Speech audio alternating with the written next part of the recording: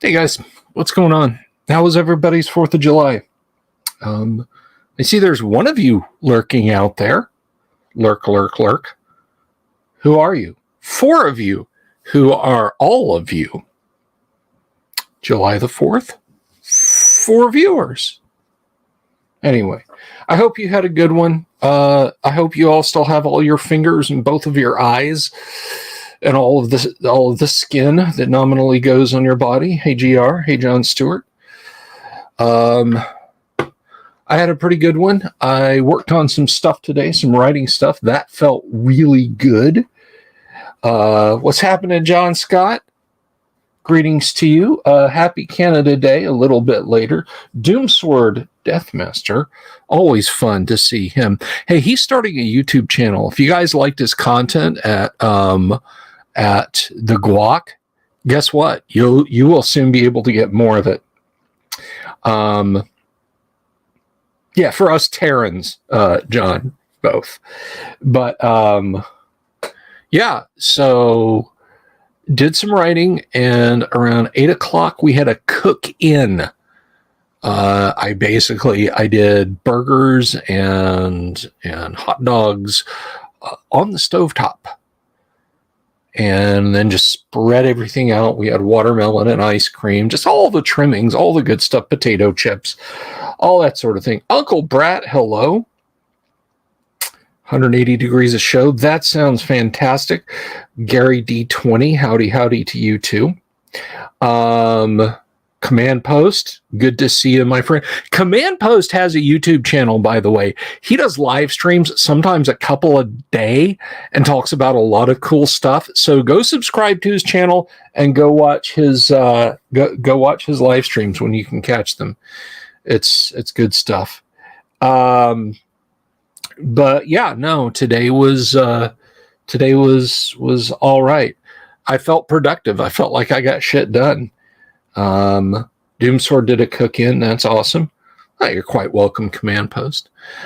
And if you missed yesterday's show, greetings, Jorge. Jorge, you won something, my friend. I don't know if you caught last night's stream, and I don't remember what it was now, but you got something in the drawing. I'll have to go back and look. You'll get an email from me, and I'll let you know what it was. And so that's cool. But yeah, what was it? It's about 4 o'clock. So I take my doggy out in the mornings, usually about 9:30. I take him out. I take him for a walk. Hey, local 433 Gumby.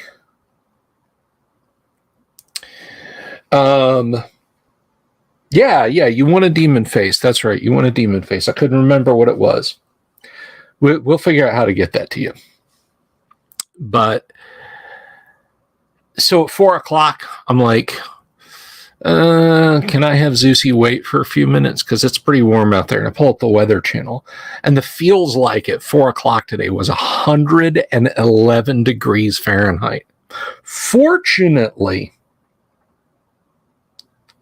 happy 4th of July to you too, Jimmy. Thank you for standing the watch. So far, so good, no Saurian. But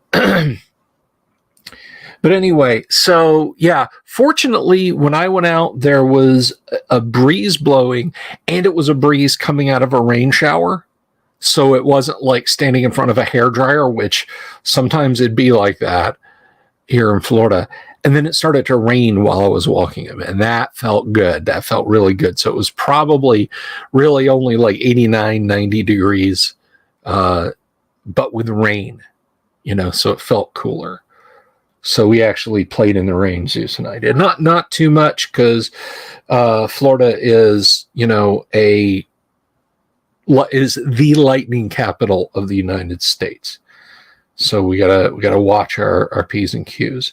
But anyway, welcome to you all. There's like nothing going on with this stream tonight. Like, you're not going to get any D&D Secrets of the Universe out of me. I did a lot of D&D writing today. So this is just chill stream. Hey, local 433 Gumby, it's only treason if you lose.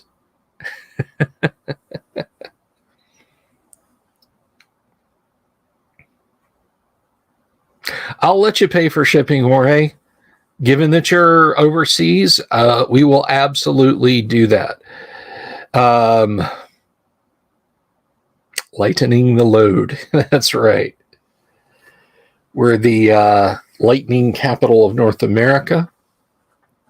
I was talking about this the other night. I mentioned this on Twitter, and I don't know if I mentioned this on the show.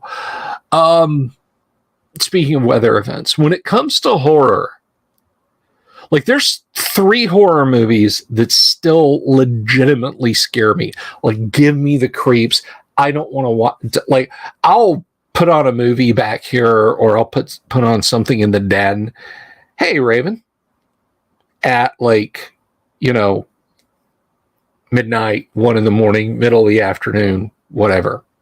What I won't do is sit out late at night and watch The Shining, The Exorcist, or the Amityville Horror. Now, I know the last one may seem kind of cheesy, and generally speaking, it is, but I have a deep psychic trauma from the Amityville Horror. If you don't know what the Amityville Horror is, I'm going to tell you about this. Back in 1973, a man named Ronnie DeFeo Jr., in his familial home, took 2 guns and went from room to room and unalived his entire family. He went to a local bar and said, "Man, I just went to my house and my whole family has been unalived." And so the cops showed up, and he kept changing his story around, and eventually they beat a confession out of him. I say they beat a confession out of him because the first published photo of him in the newspaper, he had a big shiner, which, if the guy hadn't been like a complete loser and an idiot, that alone could have had a mass murderer just walk right out of jail. I'm getting to that, GR. I'm getting to that. So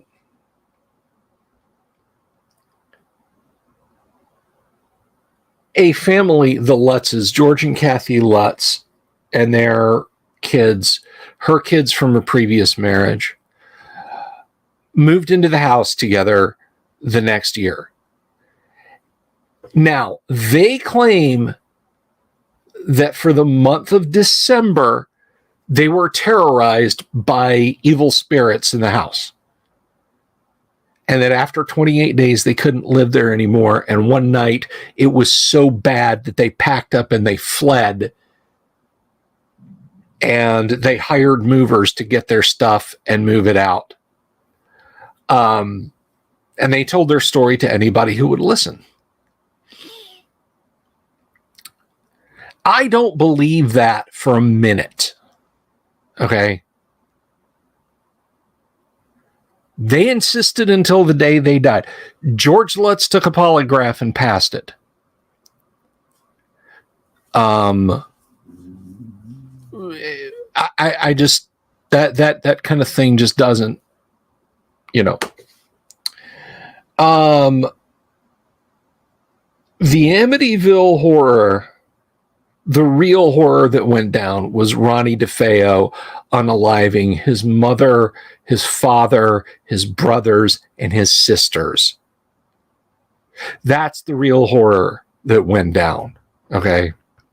However, it blew up in the early 70s. Everything was satanic panic back then.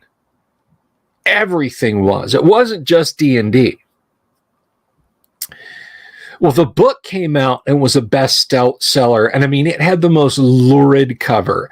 It had a duotone image of the house the house in red, the background in black. It had those quarter moon, charming barn door windows high up on it. But of course, now everybody associates those with evil looking eyes peering out of the house, right? And like the lettering had like a devil's spiked tail coming out of like the H or the A or something like that down the book. And it says on the cover, you know, the most terrifying story ever told. And it's all true. So seeing this talked about in popular culture, 6-7-year-old Bill believed it. I believed it. Summer of 76. Our cousin Kim comes to live with us over the summer.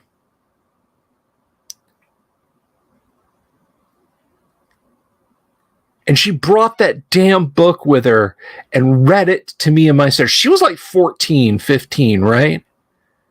She read that damn book to us over the course of a few weeks. I lived in a creepy old house. Now, granted, our house wasn't from like the 17 or 1800s like the Lutz's house was, but it was a big, creepy house. It creaked. There were drafts.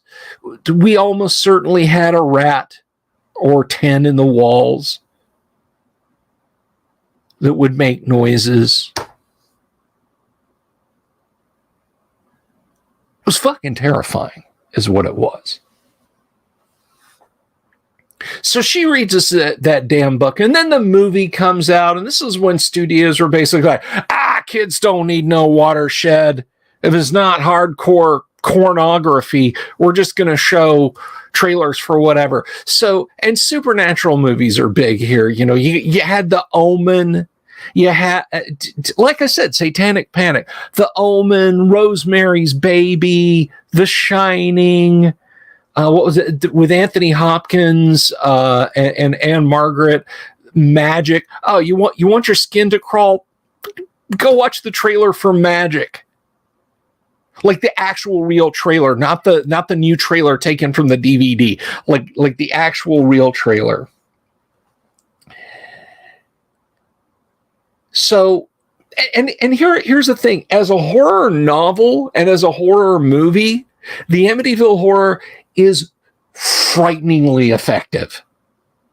It is genuinely scary poop. I don't believe it for a minute. I don't think George and Kathy Lutz experienced anything other than a deep sense of buyer's regret and a realization that they were going to be in debt until the end of the 1980s, beginning of the 1990s on that house. They bought it for $80,000, which is the today equivalent of like $470,000. Okay.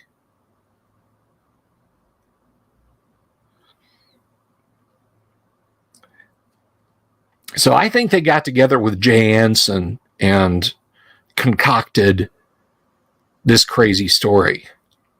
But anyway, The Shining, The Exorcist, The Amityville Horror. Those are the scary movies.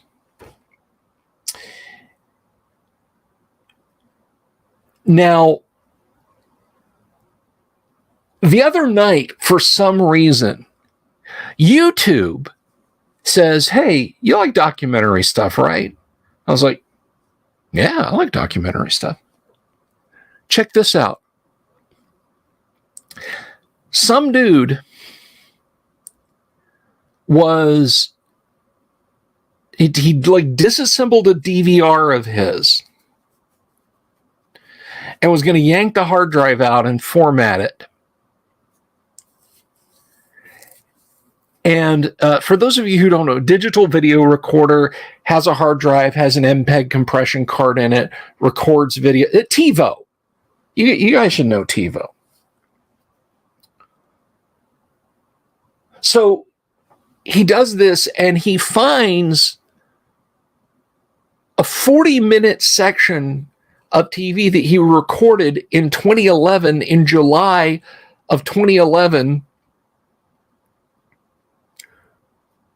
from a nearby town in Missouri. That nearby town is Joplin. In July of 2011, Joplin was hit by arguably, like, meteorologists have arguments over this because of the amount of destruction. They're like, we need a new category. No, EF5 is enough. EF5 is this wind strength forward. We don't need to set an end to EF5. Just if it was EF5, it could be anywhere from here to like a storm on Jupiter power hypercane. They'll have arguments with each other. Like, you know, grognards will argue about, well, you're not playing D&D right if you're not doing 1-to-1 time.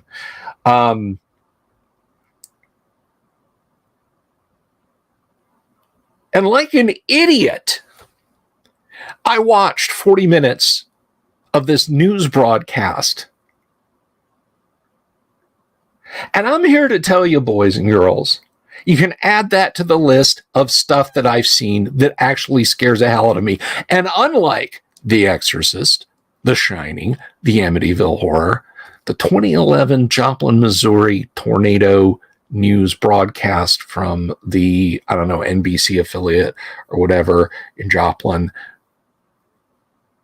was like existential horror magnified because it actually went down. These people are watching, they're like talking like, you know, severe thunderstorm. Oh, we've seen some cyclonic winds, blah, blah, blah, to like 5 minutes later, their outside tower cam is watching a 3-mile wide tornado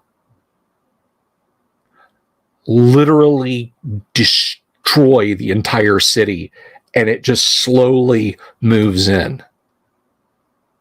And there's a point at which, towards the end of the broadcast, if that kind of thing bothers you, I don't recommend you go seek this and watch this. So I'm going to spoil it a little bit. But before basically signal is lost, like their signal feed to NBC is lost, they go off the air, but they all have hot mics. Now, another spoiler, they're all fine. Like this wasn't like their last minutes or anything like that. It didn't. It bypassed, basically. It missed the part of town that they are in, but I mean, it's Missouri. It's the plains of Missouri. It's all flat. It's like flat iron, you know, like a skillet.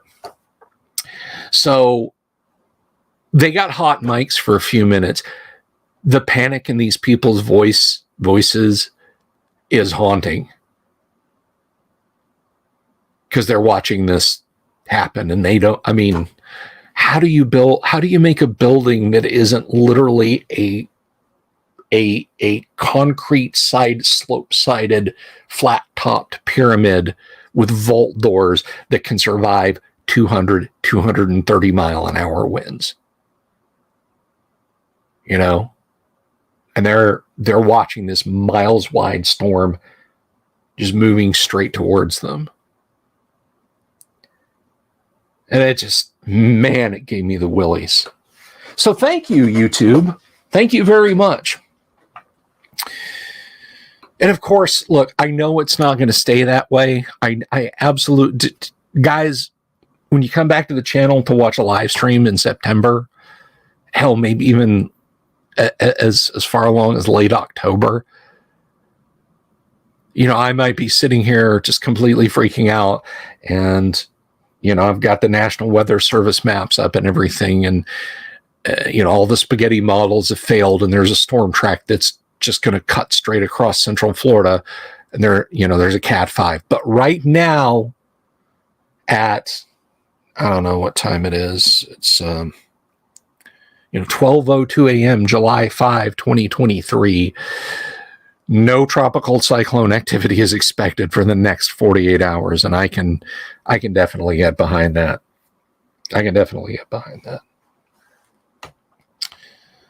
Suddenly these Vault-Tec vaults aren't looking so bad, are they? Yeah, just can we leave out the psychotic social experiment parts? Can we not have the Vault-Tec employees. I've often wondered about that. The Vault-Tec vaults. Oh, I should put stuff up. I'm sorry, because I know some of you folks might come in. By the way, I can't believe I forgot to do this. But by the way, we are at on the YouTube channel. We are at 4,666 subscribers. So if you're new to the channel, salute, welcome, thank you for subscribing.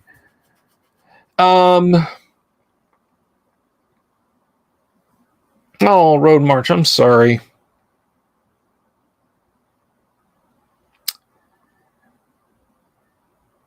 But yeah, Vault-Tec, Fallout is a weird one. The whole Vault-Tec thing, and it's ramped up a lot more in Fallout 3 and its expansions, New Vegas and its expansion, 4 and its expansions, 76 and its expansions. It's really ramped up a lot more in those because there's okay, so I think the good people of Vault-Tec were expecting a much faster recovery and a continuation of government, a COG program, than what they got. Because the deals they cut with the government were so strange. It's like, okay. In the event that the bombs drop, we're going to put people into Vault 111 in cryostasis, which is, the premise of Fallout 4's Vault. Okay, you're all going into, well, they don't tell people they're going into cryostasis. It's like, oh, the experiment we're going to run here is what happens when these people come out and, like, they haven't aged because they've been in cryostasis. Or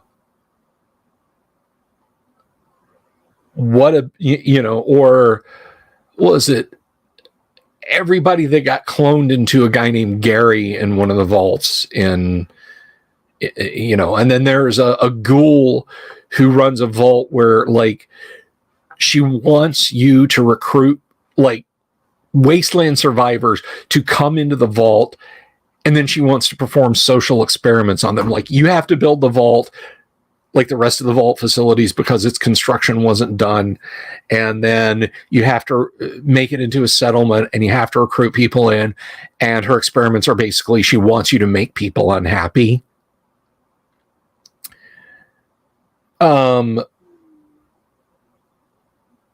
I just, that is some real faith in continuation of government and recovery that the Vault-Tec people had. Because realistically, all of Vault-Tec's plans failed. There's nobody, nobody benefited from them. Nobody did. Everyone was the worse for it. Hey, Jimmy, thank you.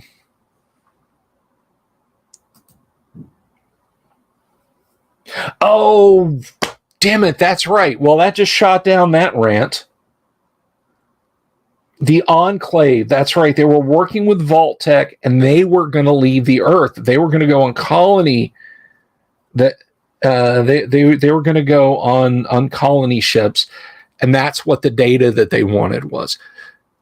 Did Vault-Tec know that, though, or did they just sucker the people into, like, the government, the Enclave? Because the Enclave, in case you don't know, the Enclave was essentially a shadow government running the United States during its collapse leading up to the nuclear exchange with China. And they were on, like, an oil rig off the California coast, if I remember correctly.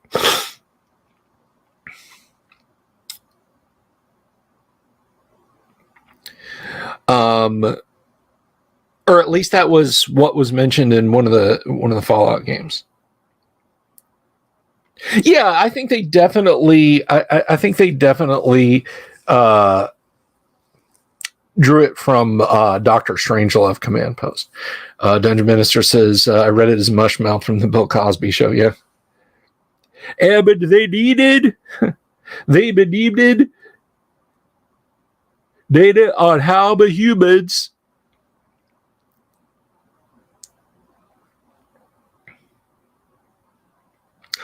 Yeah, so okay, well that answers that question.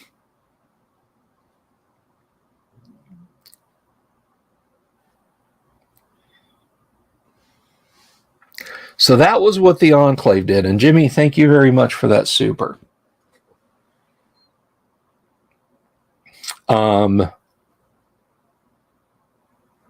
I actually had a really, really good game of Fallout 4 going.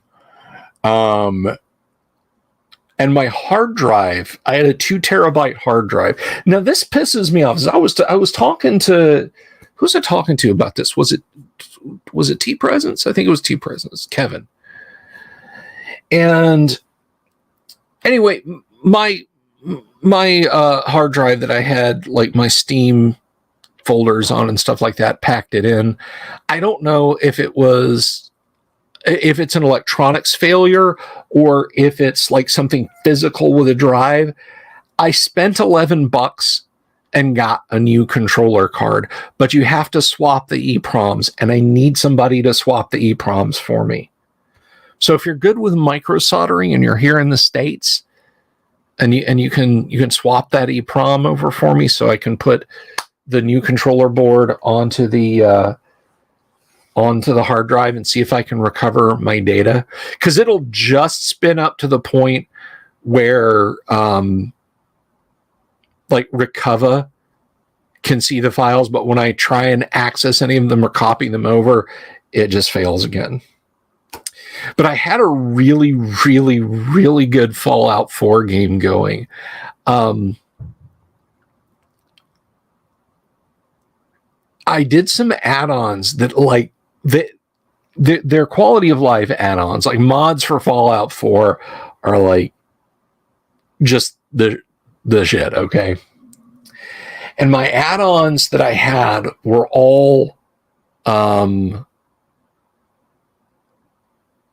had a Touch of Green add-on that makes more trees and grass green.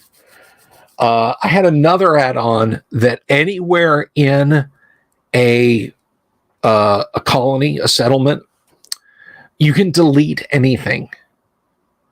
So like the subdivision that you lived in before the war, if you go back there and establish it as a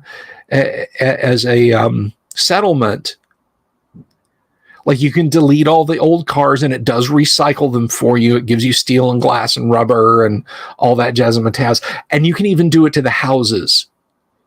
You can delete the houses. And you can then rebuild. So I had beautiful homes in the subdivision that I had built. Like 2-story houses with working bathrooms and showers. And like my old house, I had like a game room den. All right. I had a computer console. You can bring power to them from your generator. I had a computer. I had it loaded up with video games. I had a jukebox, a pool table, cool signs like bar signs and stuff. Gumby knows what I'm talking about. And then when I figured out there's a mod that lets you increase the height of your settlement outside of that, I started building I started like building deluxe skyscraper apartments and just luxury furnishings in every apartment. And in the lobbies, I would put all the stores, the medical center, just outside, I would have the gardens and stuff like that. I downloaded a mod that adds swimming pools. There are no like tiny little survival only farms. Every place had an arcology, and like the NPCs all got names with some of the mods I added, and some of the other mods like increase the amount of NPCs, and still other mods like makes it so they'll talk to each other and just like walk up and randomly talk to you. It was fantastic, and it was incredibly unstable. It was so unstable because I had it. There's like an alleyway in downtown Boston that you can put a settlement in. I put a high rise in it. The high rise was taller than Mass Fusion and had a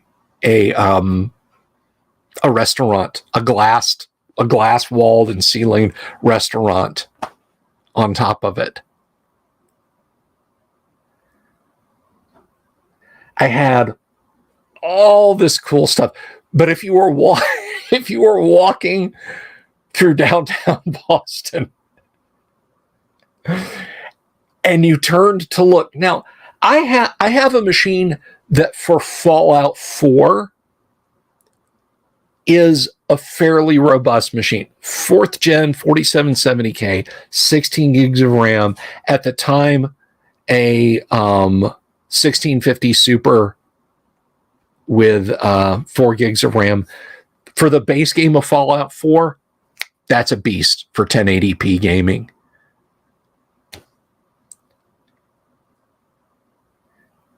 You start adding all the stuff that I was adding, and yeah, my PC, I could hear it creaking like an old ship. So if you were walking through downtown Boston and you were outside the cell that the settlement was in, and you looked up, it would literally like chop down to a few frames a second, slowly rendering my offense to God. I just loved going all the way up to the top and standing there and looking down into Diamond City. It's like, oh, Diamond City, the most luxurious settlement in all of Boston. Nah, man. Nah, miss me with that. I got it right here.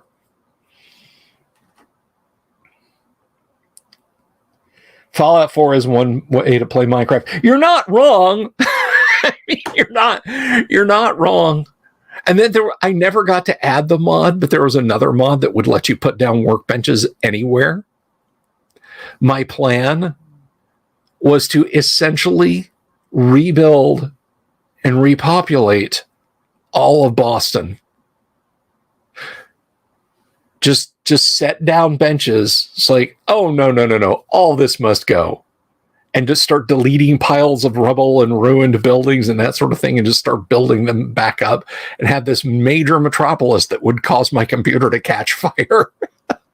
Can you just go into Diamond City and go to like the far side of Diamond City and drop a workbench and start building another city right next to it inside the stadium?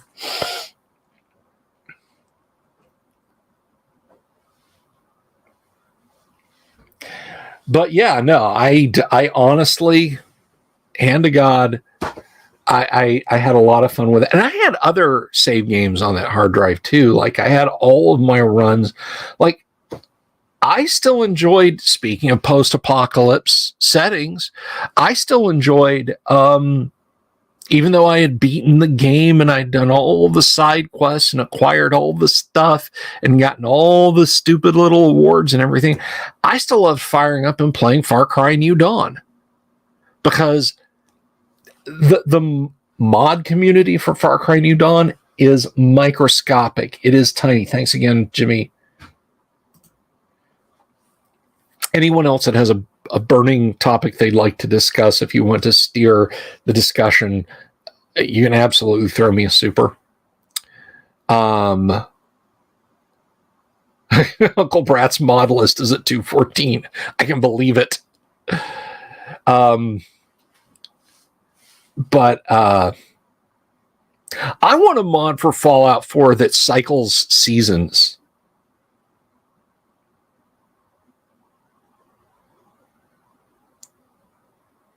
Good night, Dungeon Minister. Have a lovely evening. Take care of yourself. Good luck with your organist. Yeah,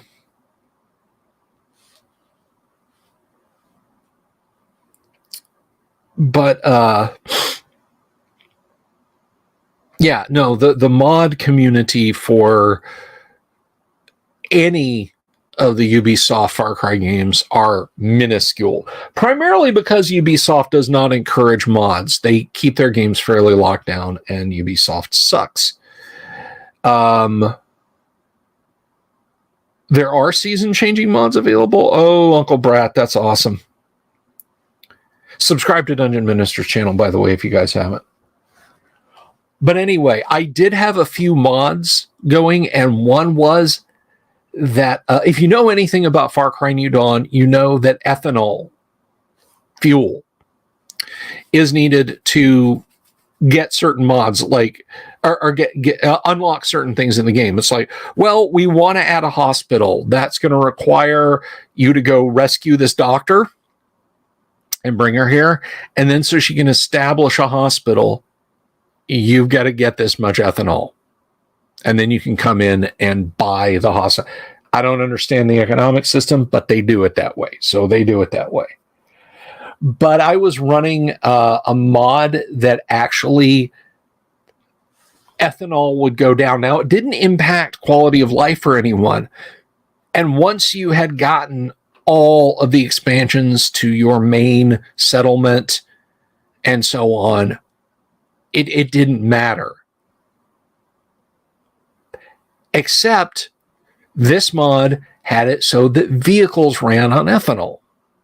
Like driving a car around would lower your overall ethanol stocks. And I was having a lot of fun. Just basically my daily routine, as it were, would be to take an auto gyro up or take a small economical car out and drive around and look for shipments of ethanol that the bad guys would have to hijack and drive back to my towns. But yeah, I had Far Cry 3, 4, and 5 all beaten, and they were fun ways, they were fun time killers to just jump into and just do a mission or something. It's like, you know, I want to lose myself for an hour.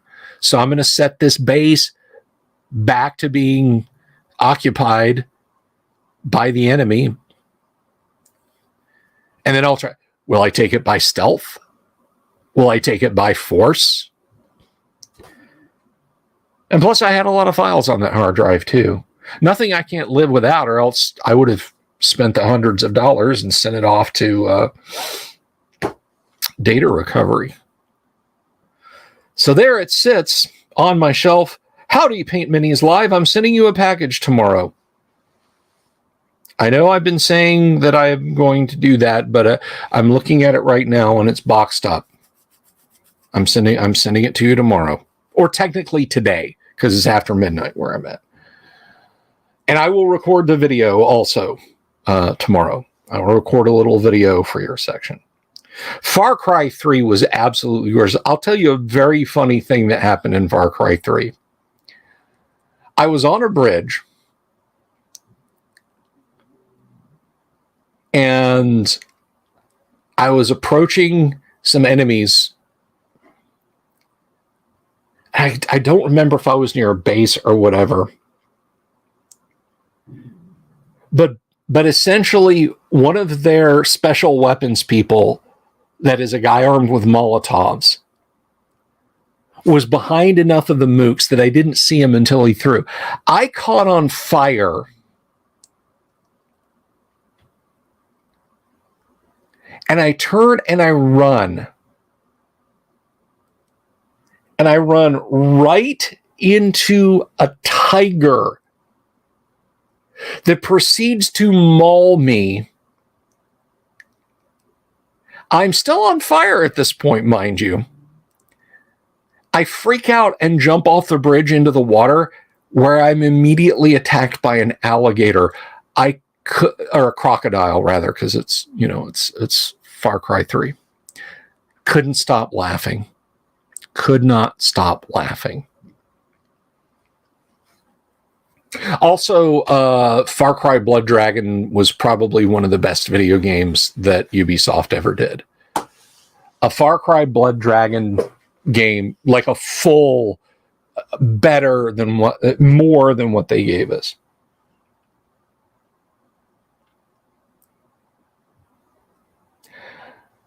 Best of luck, John Stewart Keller. I really hope things work out. That sounds dreadful.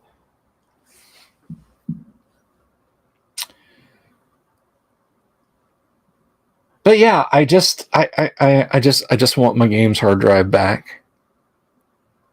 I just want my games hard drive back, and I really hope that I can fix it.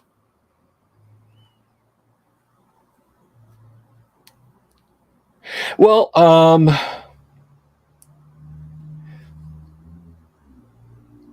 the Pacific Islands that you're in, it's implied that you're someplace like, north of Australia, like in that area, like near Indonesia kind of sort of place. So it's kind of close.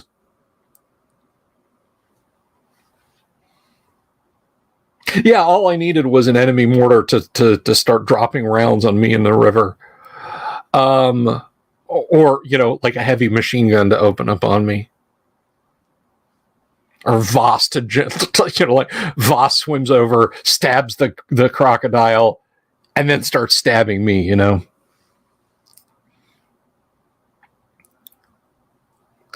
But Far Cry 3 was a lot of fun, and I quite liked it, and I'm rather upset that Ubisoft basically took away everything but the base games. Like, they don't do the 4 versus 4 story-based co-op versus missions that you used to be able to do. Like you could have, like, outside the main arc of the game, you could have story-based missions. I never got to look at those because I never got together a crew. Even 3 other friends who had the game and will go after bots, like playing Left 4 Dead in campaign mode. Never got to do that.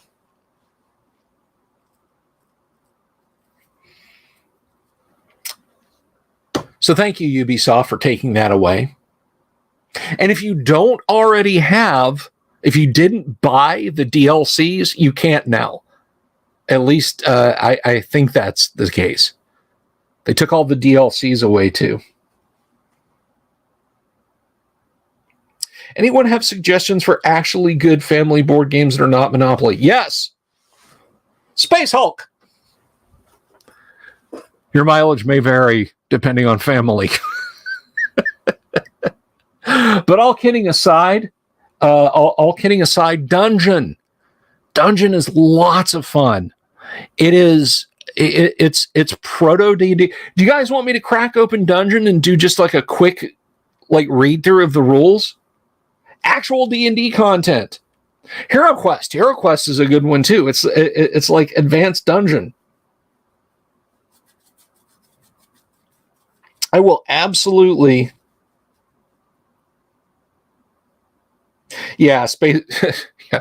So what you need to do is go spend $300 or $400, depending, on an out-of-print board game from Games Workshop, and then you're all set.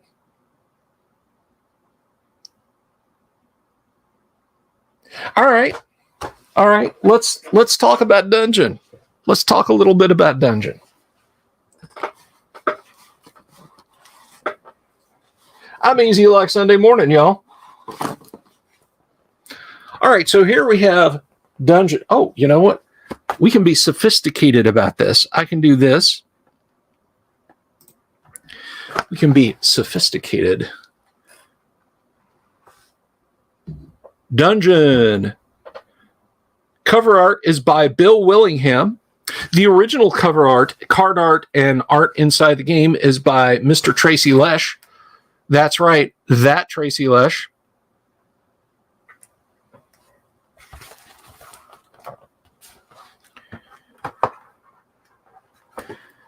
So let's have a quick gander at the dungeon rules. The dungeon board is really cool looking. And by the way, don't be shy, fellow DMs. If you need a good D&D map, just grab this one.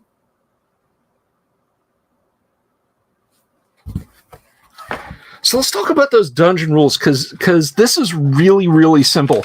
And I'm gonna read this to you, and I think you're gonna get a kick out of this.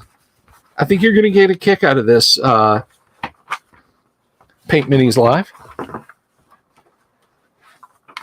All right. So there's a basic game and an advanced game to dungeon. That's right, advanced dungeon.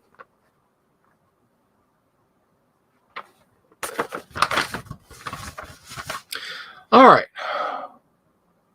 The dungeon basic game, Elves and Heroes, is for 2 to 4 players. The base game is complete by itself and can be played in under an hour. Oh, Doomsword. Man, Doomsword, thank you so much. Thank you for the super Doomsword. I really appreciate it.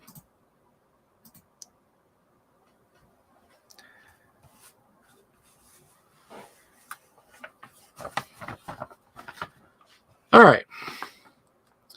Object of the game: to fight monsters, collect treasures, collect treasure cards, and to the first person to return to start with at least 10,000 gold pieces worth of treasure, to be the first person.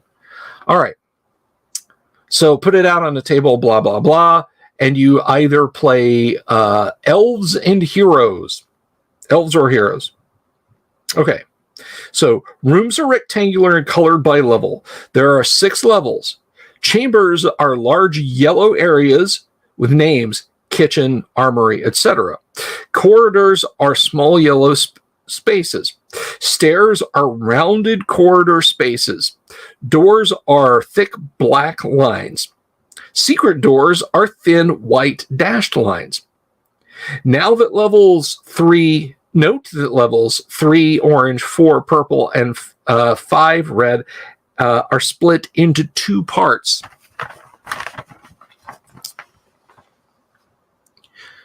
In the basic game, you may choose to be an elf, green pawn, or a hero, blue pawn. There are 2 pawns of each color, so there can be only 2 players of each type. Read the description below before deciding which type of adventurer you want to be. After choosing one, place pawns on the start at the main staircase at the center of the board.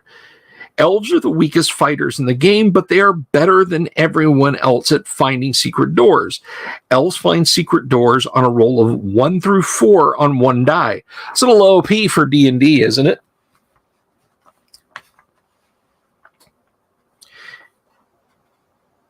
Heroes are slightly better fighters than elves, but are not as good at finding secret doors. Heroes find secret doors on a roll of 1 or 2 on 1 die. Oh my God, Uncle Brat. Holy cow, thank you so much. The mods are free, but Uncle Brat's going to pay. Good Lord, thank you. Thank you, thank you. I really appreciate that, my friend. I really do. That is super duper helpful. All right. So how to move. Each player rolls both dice. The high roller moves first. The player to his left moves second, and so on counterclockwise around the board. On your turn, you may move 1, 2, 3, 4, or 5 spaces. It's up to you. Or you may decide not to move at all in order to stay and fight a monster or search for a secret door. The dice are not used to see how far you move. Corridors, stairs, and chambers count as 1 space when moving. Doors and secret doors do not count as a space. Secret doors must be found before you can move through them. See doors and secret doors. You may pass over other pawns, but you may not land on them anywhere except start or in chambers. There are never any monsters in a main gallery. They've all been scared away. But when you enter any other chamber, kitchen, armory, etc., you must stop and fight a monster from the level that the chamber is on. See Fighting Monsters. You can tell which level a chamber is on by the color of the rooms around it. When a room is entered for the first time, you will have to fight the monster that lives there. If a room has been cleaned out, there will be a brown grave marker on it. Treat these rooms as empty corridors. Doors and secret doors. You may move through a normal door whenever you have enough movement left to move into the space past it. Secret doors are hidden and must be found before you can pass through them. To find a secret door, you must end your turn next to one, then roll a die. Elves need to roll a 1 through 4. Other adventurers need a 1 or 2 to find the door. If you do not find the secret door, you can try again on your next turn. If you do find the secret door, then you can move through it on your next turn. For the rest of the game, you may move through it as if it were a normal door. If you are in a chamber, have killed the monster, and tried to but failed to find a secret door, for example, in the torture chamber, you can try again on your next turn without having to fight another chamber monster. That was really generous. Thank you, Uncle Brett. Oh, look, let me tell you something. If you guys, I don't care if you super chat me $1, if you super chat me $500, I thank you. Thank you all from the bottom of my heart for your continued support of this channel. The best thing you can do, if you're just stopping by, the best thing you can do, guys, is click the subscribe button, click the bell icon for notifications, and if you like this video, give it a thumbs up and leave a comment down below and tell me what you liked about it. And if you didn't like the video, tell me what you didn't like about it, and I'll change, I'll adjust it. I'll do my best. So here we go. Let us continue. So we have kind of an example of what the board looks like there. So you can sort of see that.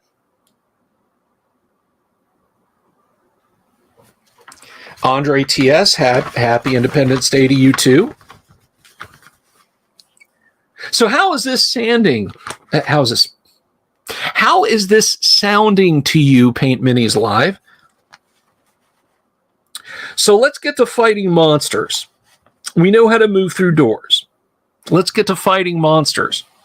We all like the combat sections. That's right, the call to action. The call to action.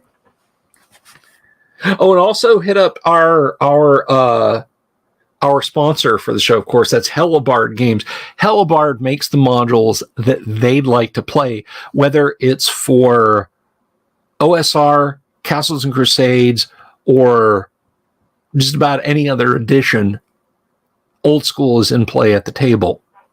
You can check them out on their website, hellebardegames.com, or find them on DriveThruRPG. That's Hellebarde Games. But anyway, you digging on this? You digging on this, Paint Minis? All right. So let's talk about fighting monsters.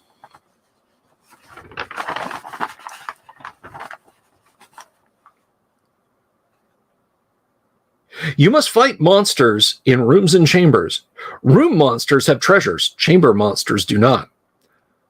When you fight a monster, draw the top card from the pile that matches the color of the level you're on. Chambers are on the same level as the colored rooms around them. Flip the monster card over so everyone can see it. Then roll both dice. If your roll equals or is higher than the number on the monster card next to your adventurer type, you have killed the monster. In the basic game, you cannot kill a monster with a dash next to your adventurer type. Yes, this is a great gateway into D&D. If you kill the monster, put the card back on the bottom of the pile. If you are in a room, draw a treasure card from the treasure pile for the level you are on. Remember, chamber monsters have no treasure. Place a brown grave marker in the room to show that the room has been cleaned out. If you beat a monster that was guarding treasure it took from other players, you then get to keep that treasure too. If you enter a chamber that contains another player and a monster that he or she has just attacked, you must draw another monster to fight yourself. In this case, there could be several monsters in the same chamber. If you roll lower than the number your adventurer needs to kill the monster, then the monster is not dead and gets to attack you. Check the monster attack table. And we have some Jim Holloway art above the monster attack table. You see, you basic guys, even Dungeon knows that it's best to have tables and not formulas. All right.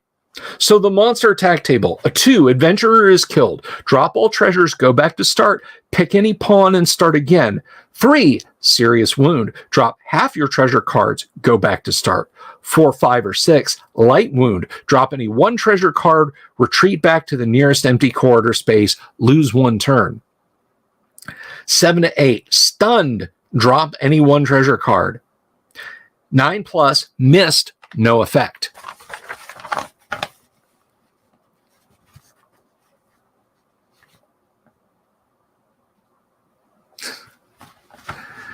Okay, monster attacks. If you roll a 2 through an 8 on monster attack table, mark the room or chamber with a white numbered marker. Then find the other marker for the same number on it and place it on the face-up monster card. Put the lost treasure face down under the monster card and put the whole pile next to the board.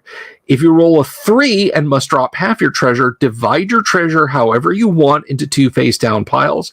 The player on your left chooses which pile you get to keep and which pile is dropped in the room. If you have to place your pawn on start or retreat and lose a turn, someone may kill the monster and steal your treasure before you can get it yourself. If you rolled a 7 or higher, on your next turn, you can stay and fight the monster again or leave. If you leave, be sure the monster, treasure, and room or chamber are marked with a number marker. If a monster that is left behind is not guarding any treasures taken from players, discard the monster to the bottom of the monster pile as soon as it is left alone. Players who don't have any treasure may ignore instructions to drop treasures, but must do anything stated on the monster attack table, rather. Players who start over after being killed don't remember where any secret doors were that they found earlier. Special monster cards. Cage. Lose 1 to 6 turns. Instead of fighting a monster, roll 1 dice. You lose that many turns. After losing these turns, take out 1 treasure if you were as if you were in a room. Slide. Dropped to a chamber 1 level deeper. If you are in a room, draw a treasure. Then move your pawn to any chamber 1 level deeper than the level the slide was on. You must now fight a monster.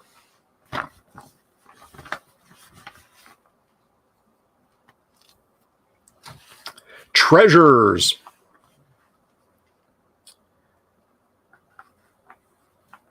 When a player slays a monster in a room, that player must draw 1 treasure card from the treasure pile for that dungeon level. The player may also pick up any treasures dropped by other players that the monster was guarding. Most treasure has its value in gold pieces printed on it. Every time a player draws a new treasure, he or she should add up the value of all of the adventurer's treasure. If the total value is 10,000 gold pieces or more, then the player should head back to start to win the game. Special treasure cards. Some treasures have special powers. Secret door card. If you hold this card, you don't have to roll to find a secret door, but may move right through them as normal doors. If this treasure is lost, all the secret doors that you moved through before it was lost can still be used as normal doors. Magic Sword. If you find one of these, you may add +1 to all dice rolls when trying to kill a monster. A player may use one magic sword at a time. And let's see. That was 1 and 2 and page 3. ESP medallion. If you hold one of these, you can look at the monster in a room before you enter the room. If you do not attack it, discard the monster card and do not enter the room. Crystal ball. If you hold one of these, you may look into any room on the board and see the monster and the treasure. Draw the monster and treasure card from the right level for the looked at room and mark them in the same room with number markers. These cards stay, and until the player holding the crystal ball tries to see into another room to see where, and then they're discarded. Then those 2 cards are discarded. Or an adventurer enters the room and fights the monster. And the first person to return to start with 10,000 gold wins the game. Now there's an AD, not AD&D, A&D, Advanced Dungeon. Is that enticing enough for you, Paint Minis Live? Let's see. Let's see.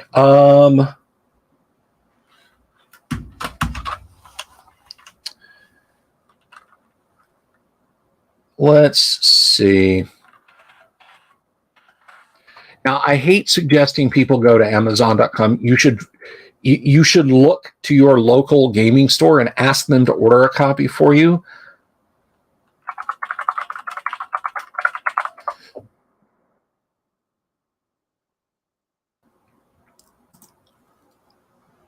But Dungeon from Wizards of the Coast shouldn't cost you more than $25. That is a fine price to pay. But yeah, get it from your FLGS.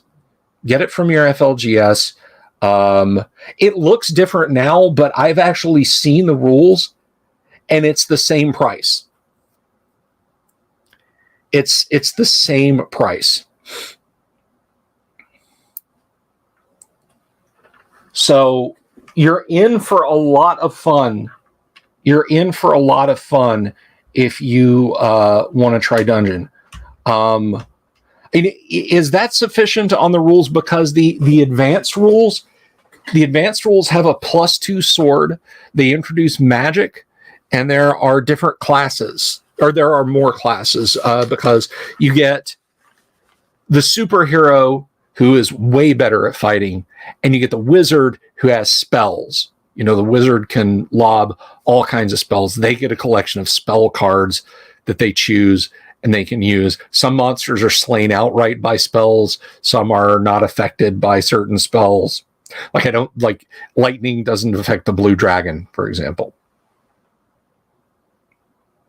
Clank is Modern Dungeon, if you ask me. I have not heard of that one. It is cheaper than Hero Quest. It is way cheaper than Hero Quest, which now I did an unboxing not this past November, or maybe it was this past November. No, it wasn't this past November. It was the November way past that one. And here,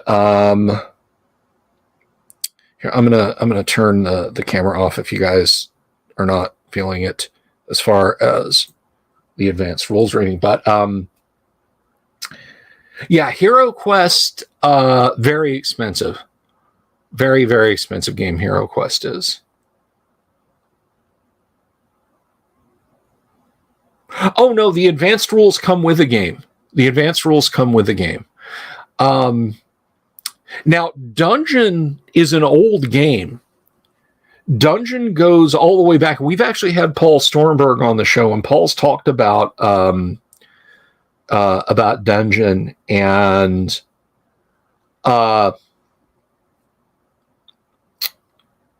it was being rule modded all the way from like the beginning when its first inception happened. The history of Dungeon is basically that literally every night, Dave Arneson was running his fantasy role-play war game before D&D was codified. But he was running it every night.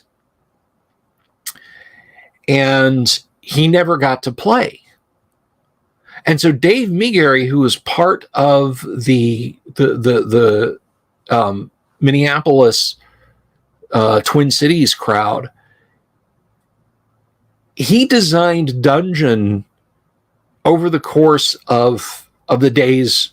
You know, he'd play and then he'd go home and he'd work on Dungeon as a simplified, referee-less fantasy role-play war game with a simplified version of Dave's chainmail-based combat rules, so that people, or Dave specifically, could play, because none of them wanted to take on the mantle of referee, but at the same time, they all still wanted to play. So they would take a night out to play it. And of course,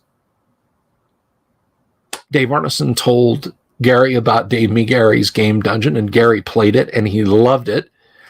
And so he sicked Tracy Lesh on doing the box and interior art, and TSR published it, and it sold like hotcakes. And the fact that Wizards of the Coast knows not to screw with the ultra simple formula of Dungeon 50 years later should tell you that the game is 100% rock solid, because it really and truly is. Now, in the later era of TSR D&D, in the late 80s, they teamed up with Raul Partha and released a set of Dungeon miniatures. And I have actually come close to winning some on eBay, like a box set. Come on, sweetheart. Wife's kitty. I have come close to winning a set, and it includes 2 or 3 new classes. Now, The Hobbit was published in The Dragon, but this was a set of metal minis, and some of them were not unique sculpts. Some of them were, but some of them were just Raul Partha minis.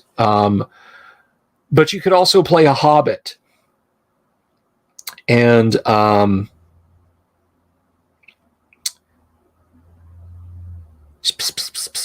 yeah, she's not had a good night. 3 of our 4 pets are largely indifferent to fireworks. She is the exception. She hates them.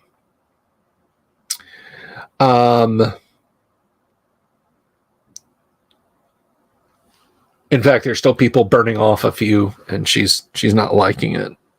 She is not. But anyway, so yes, Raul Partha put out this box. It came with some new treasure cards, some new class rules, and a booklet, and that sort of thing. But I have never been fortunate enough to get my hands on those. But in early issues of The Dragon, there are rules variations for Dungeon that you can add in.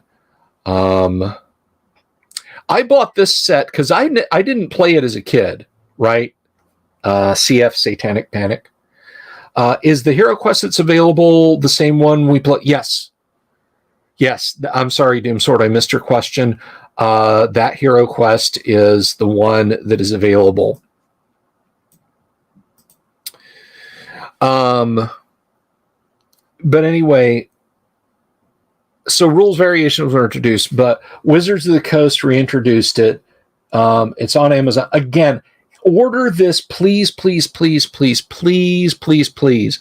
Order this from your FLGS. And if you don't have an FLGS, find a comic book store that will do online sales. Don't buy it from Amazon. Don't buy it from Target or whoever. Support a small business.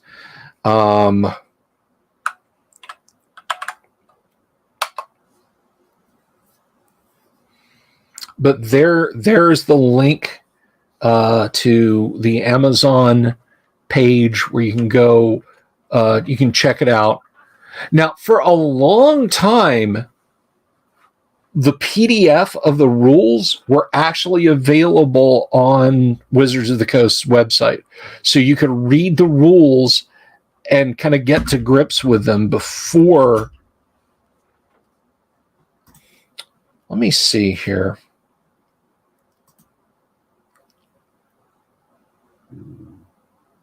Yeah, there you go. Paint Minis, order from them.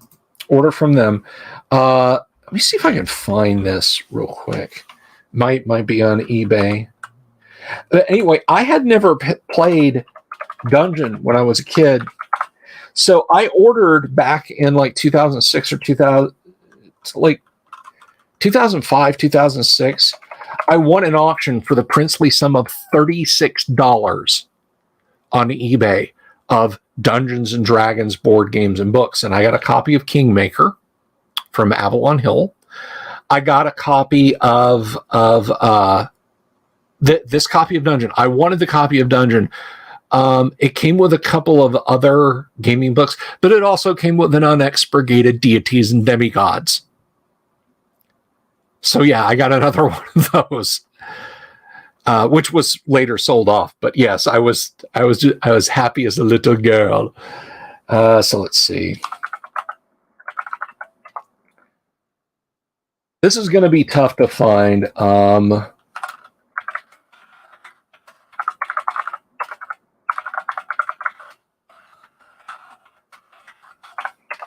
As Ral Partha and Dungeon, you know, that's not an easy.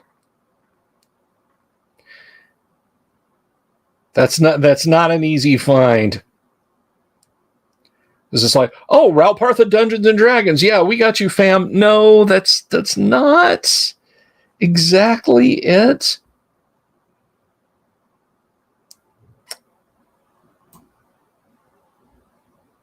You know, let's maybe take. I don't think that's going to be any better. Yeah, no, this is.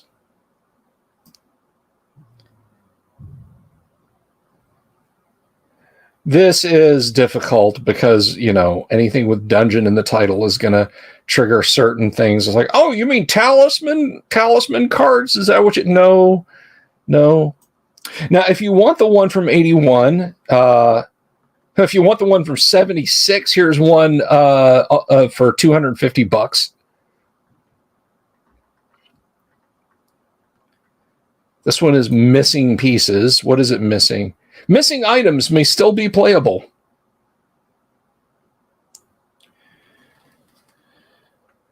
Number of cards, color not same, missing intro game sheet and display. It's, I don't know. I wouldn't do that. So let's see.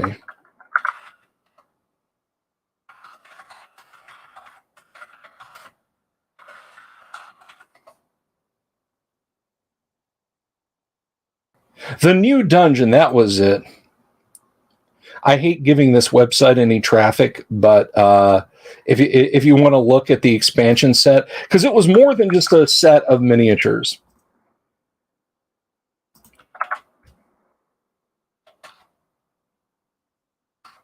Mark, hello. Yes, Grindel still lives. Grindel got the heck out of there.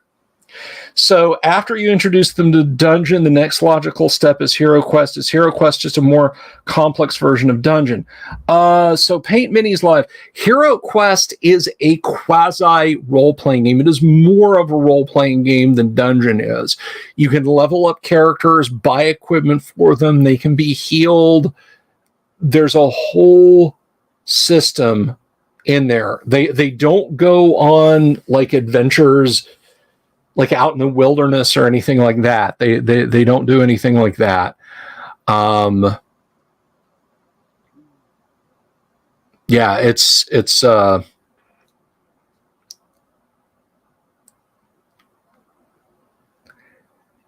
is a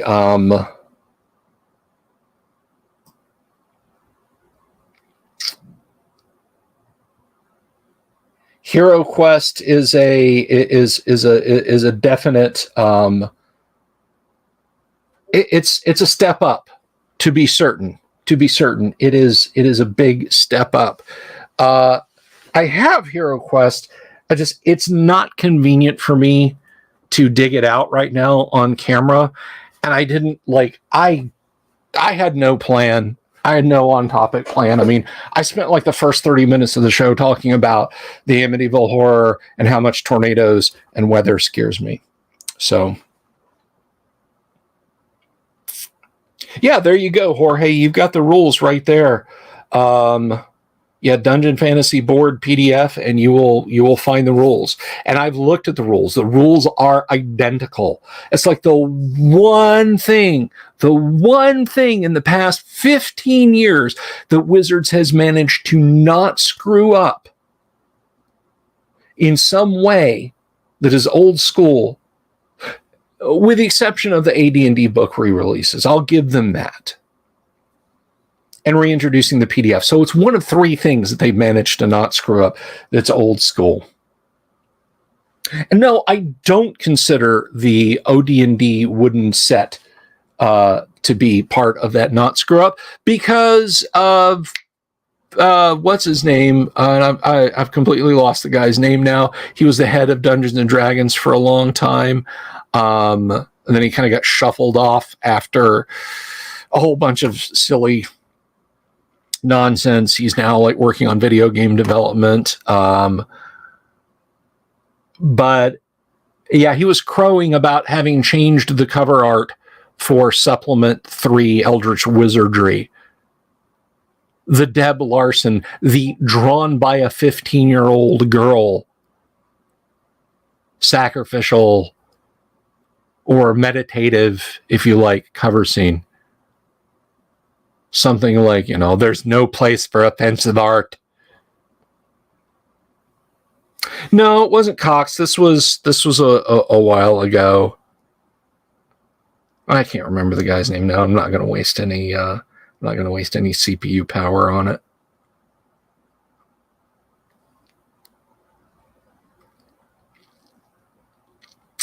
But yeah, it's the new dungeon. Now I want to go look. Now I want to go look on eBay. The thing is probably like hundreds of dollars if it's there. But again, I almost want a set.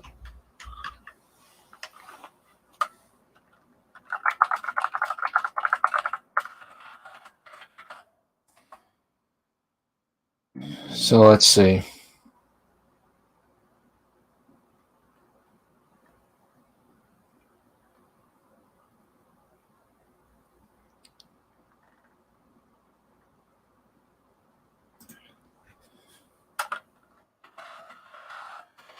Try expansion.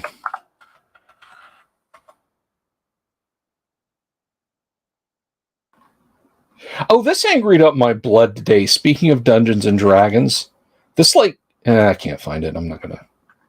Yeah, once again, Talisman expansions, Dungeon Quest, Hero Quest. This angried up my blood today. I was being gaslit by Microsoft Word, and I know, lol, install OpenOffice or use blah, blah, blah. No. I have a copy of Microsoft Office Enterprise 2007. I paid for it with blood. I'm keeping it. Anyway, so Microsoft Word, I'm sitting there hammering away. And I said, the effects can be avoided by making a saving throw versus paralyzation. Red underline. I'm like, oh, I must have misspelled it. Backspace. Paralyzation, redlined. Paralyzation, redlined. Google, how do you spell paralyzation? Copy, paste into the document, redlined. Whatever. I move on. I have another mention of a saving throw versus paralyzation and the other is petrification. Guys, these are common words. I heard these words outside the context of Dungeons and Dragons for years.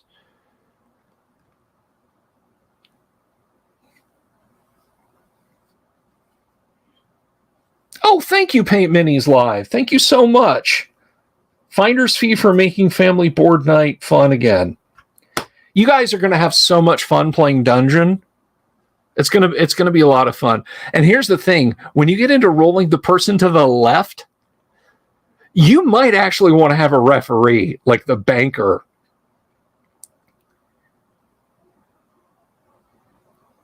You'd love to find a copy of Divine Right. I might be able to help you with that, Uncle Brat.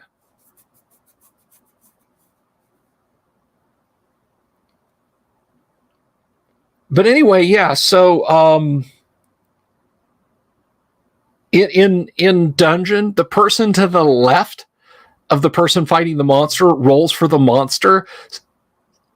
And remember, that person also picks which of the split treasure piles they lose. So it does introduce some competitiveness. You might want to have a DM who says, okay, that treasure pile, and I roll for the monsters.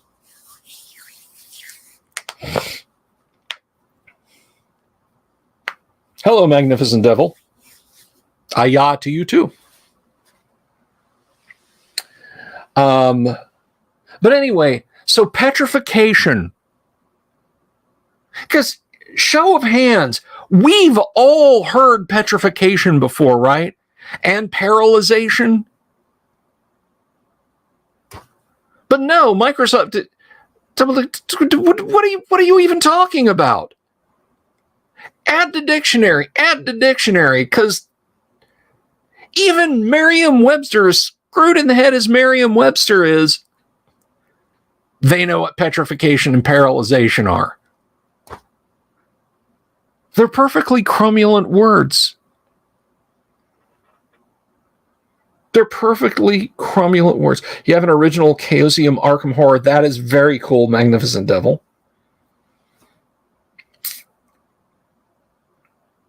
We love Chaosium around here, around the Delver's Dungeon. But yeah, no, it burned me up. Petrification and paralyzation. Add them to dictionary. I will not be gaslit anymore by Microsoft Word. You can learn to speak in High Gygaxian, Microsoft Word.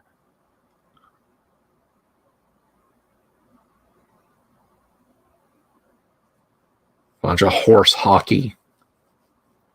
Sorry, did you maybe mean Paris, Texas? No, I didn't. I meant paralyzation and petrification. Did you mean putrefaction? No, it doesn't even say putrefaction. This is putrefaction. No, they're normal words. I mean, I'll even give it that it said that they're slightly archaic. That the MW definition said that they were slightly archaic. But they're still perfectly fine words. What's the matter, Microsoft Word? Were they double plus ungood?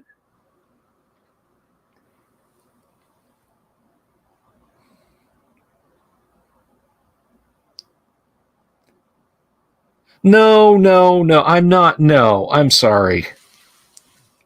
I can beat Word into behaving itself and not have to learn a whole new UI, Bob Jester. I'm sorry.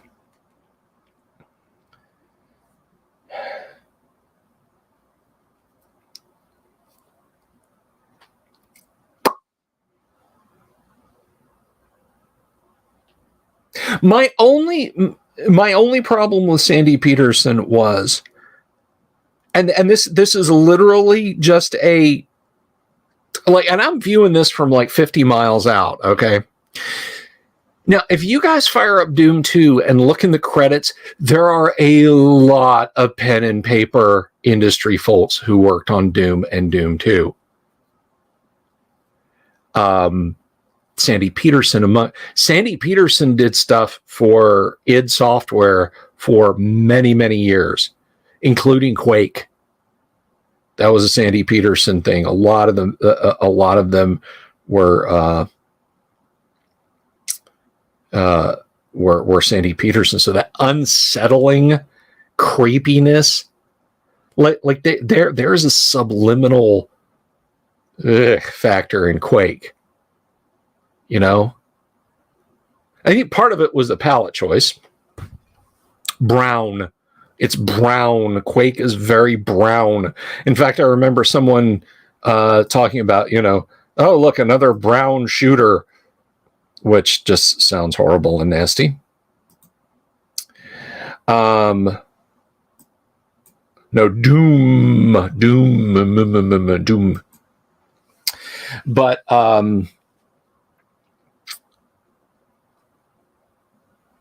so Sandy Peterson was being interviewed and made the comment that Doom 2 was just nothing but a quick cash grab while id was working on Quake, so people wouldn't lose interest in it.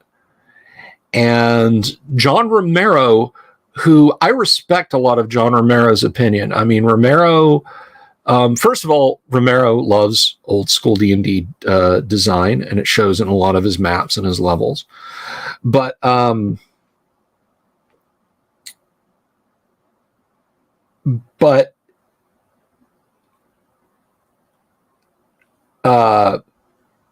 the point of contention came up. Romero was like, yeah, no, it wasn't. You were working on Doom 2 with us. It was an effort to make Doom 2 better. It was not created just to pass time. So, I mean, think about it. Doom is episodic. Knee Deep in the Dead, The Shores of Hell, Inferno, Thy Flesh Consumed. And if you count John Romero's add-on, Sigil, a semi-official Doom 0 from id Software, or it's at least it's anointed by id Software, but they're episodic games, smaller maps, fewer entities. Doom 2, I mean, the introduction of the SSG and let's see, the Revenants, the Archvile, the Arachnotrons, the Chain Gunners,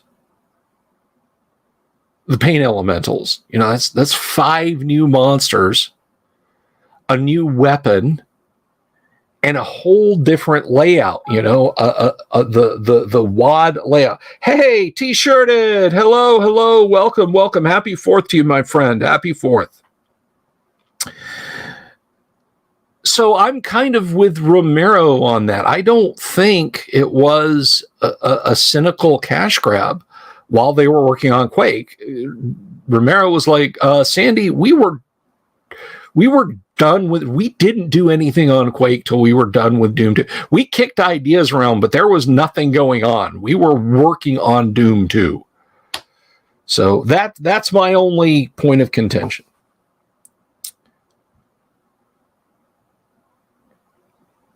$1993, 30 years ago, Doom.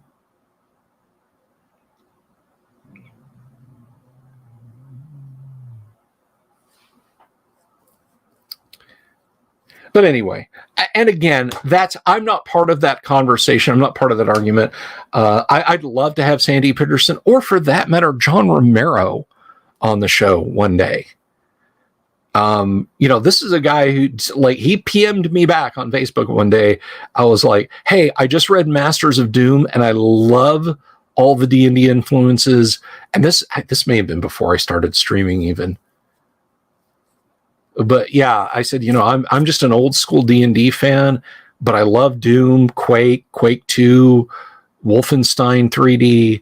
Your work is amazing. I didn't bring up Daikatana. Oh, you actually started playing Doom 2 recently. Awesome. It's a blast. Are you playing with a source port or are you playing vanilla Doom?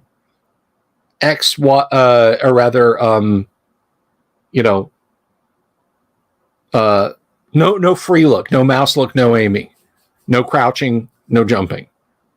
Now, I played Doom to completion back in the day and Doom 2, and it was a grind. It was a murderous grind. So I think I've earned the right to mouse look and play with brutal Doom when I do play with Doom. Falso was your favorite Doom. There you go, Lux. Oh, that's awesome, T-shirted. That is really awesome.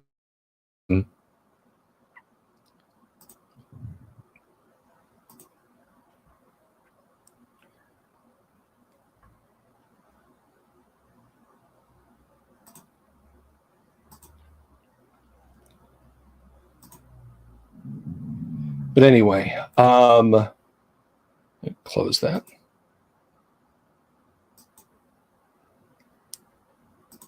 Original Doom is on blockchain now? I don't know what that means. I'm still fumbling around with what blockchain means, so you'll have to forgive me. I have not played Doom 20. I've seen Doom 2016, and I know there's a lot of tributes. I liked Doom 3 okay. I thought Doom 3 was a pretty effective one.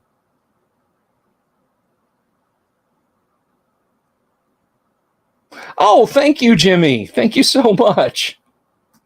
I appreciate that, man. I do. For my Starfield fund, you want to hear stories of the SS Gygax, terror of the Orion arm of the Milky Way. We'll give it a look.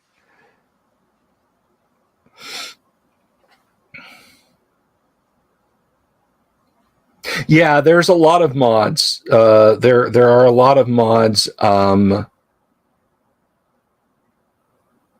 But yeah, some interesting source ports require mods and so on. Like you can't play Brutal Doom on Chocolate Doom; it won't work. But like I like Chocolate Doom just fine. And if you want to play a more DOS-like Doom experience without dusting off a PC, installing DOS 622.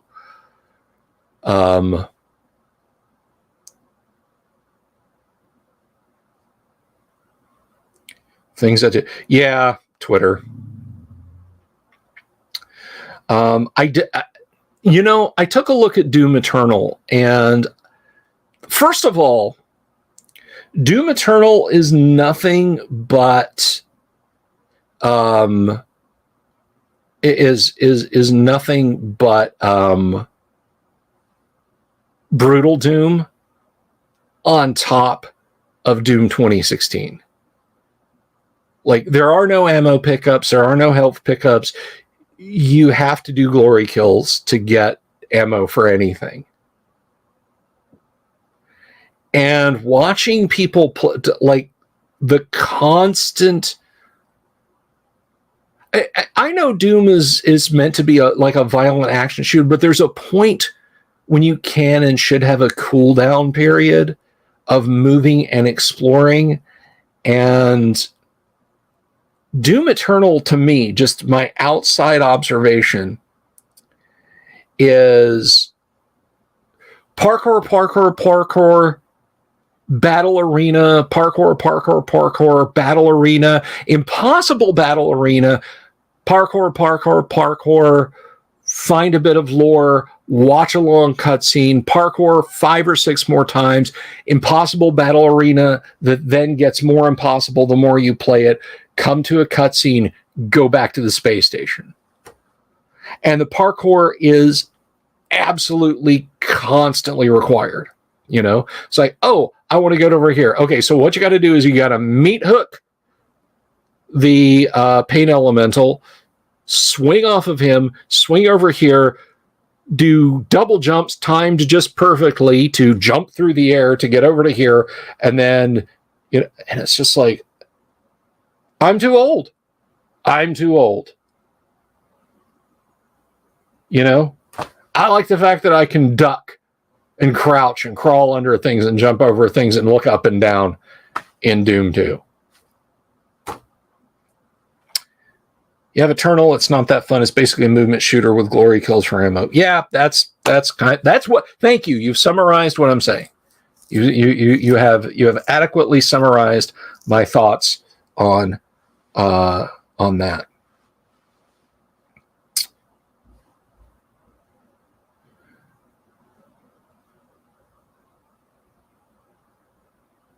Oh, someone was asking about Duke Nukem. There's a eDuke 32 is a source port, but with that said, and I don't know that it's built on eDuke 32, but the last time I played the Duke games, I actually own them. I picked them up for like $4.99 or $2.99 or $1.99 on a Steam winter sale. So I can play I could play Life's a Beach and the stupid and quite frankly terrible like Holiday Massacre or whatever it is. And I found them absolutely a lot of fun to play. Much more fun than when I tried to play Duke Nukem back in the day when I downloaded the demo. Because back then, as far as I know, like mouse look wasn't a thing, and looking up and down was like a slow, tedious process. But unlike Doom, if you had someone down there and you wanted to shoot them, you did have to, so hold page down to slowly pan down and then shoot them while you're getting shot. But Duke with mouse look and eDuke 32, do recommend. Oh, and then there's Duke It Out in DC, which is, it's okay. I think it falls between Life's a Beach and no. Yeah. Okay, I'll say that. I'll say that for just campiness, Life's a Beach is a little bit more fun because, like, your rocket launcher is a coconut gun. Your single pistol is a water gun. Your rubber boots for running around in toxic waste is flip flops.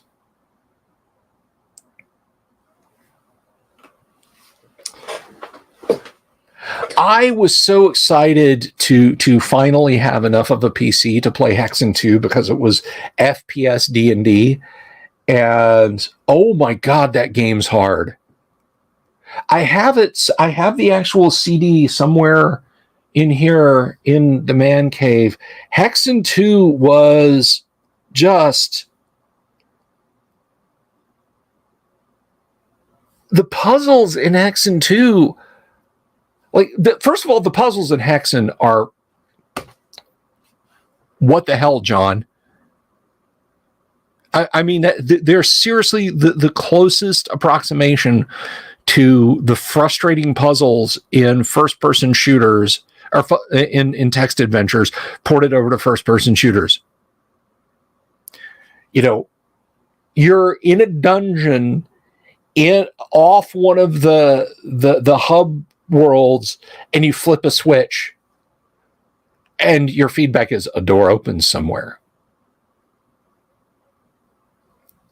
May not even be in that world. You may have to go back through the hub, back to a world you previously visited, and it's just this endless cascade. And Hexen 2 is a lot of the same thing. It's not quite as bad, but good Lord. Ancient Egypt killed me. And this is not like Doom 2. This is not like, well, I can't find the red key. I'm no clipping to the exit. Screw your key hunt. Because it's a scripted game, if certain stuff doesn't happen, there is no exit. There's no little spot you go into and it ends it. Solve the game or screw you. I'm not saying they're bad games. Don't get me wrong. I'm not saying they're bad games.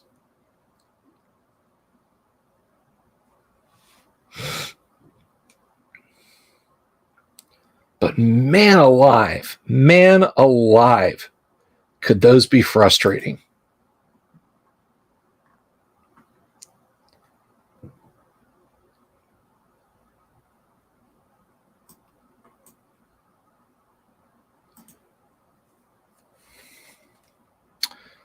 Still not as frustrating as text adventures, though. Screw text adventures.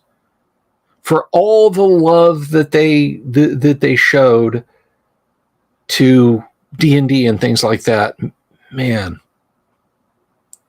I've been on my text adventure rant. We're not going back down that way again.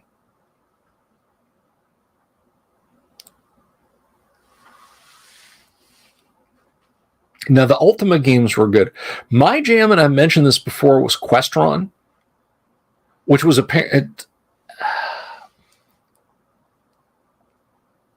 Richard Garriott regarded Questron as being so as being so Ultima-like that he basically told SSI, I think you guys have been looking at my code, and I bet I can prove it in a court of law, so why don't you put my name on the credits? And SSI caved.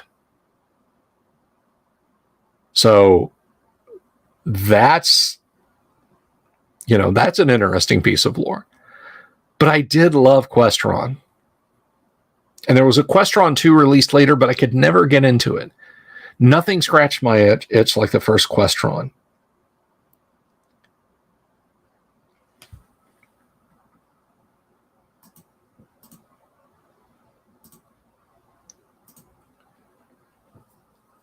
But Hitchhiker's Guide was good. We talked about Hitchhiker's Guide. There was a lot of guess what I'm thinking in Hitchhiker's Guide, but Hitchhiker's Guide could be a lot easier. Like if you'd read Hitchhiker's Guide to the Galaxy, you could kind of suss out like, oh, okay, I see where you're going with this. But getting the Babelfish in your ear and then not getting thrown out of the ship. And then they set it up for a sequel, and Douglas Adams never came back and worked on it.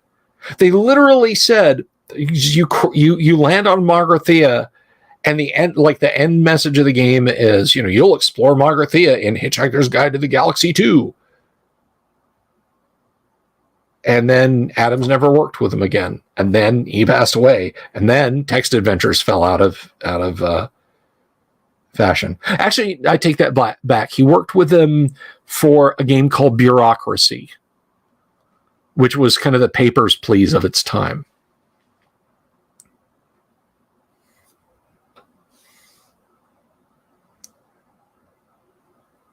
Now, I will give Infocom big props for the Lurking Fear or Lurking Horror. Because the Lurking Horror had a randomly timed event where if you were doing something in a computer lab or studying something, I don't remember, it would say that your character fell asleep. Like you could sit there and just keep typing, read the next page, blah, blah, blah, blah, blah. Yeah, I've heard of those T-shirted. I never played them, but I have heard of them. But at some point, now understand, up to this point, there is no multimedia at all. There is zero multimedia in Infocom games. Infocom looked at all of the computers out there and figured out how to do FM audio playback, whether you had a PC speaker, a Disney sound source, a sound blaster, a Kovacs speech thing. The sound in the Macintosh was a fait accompli.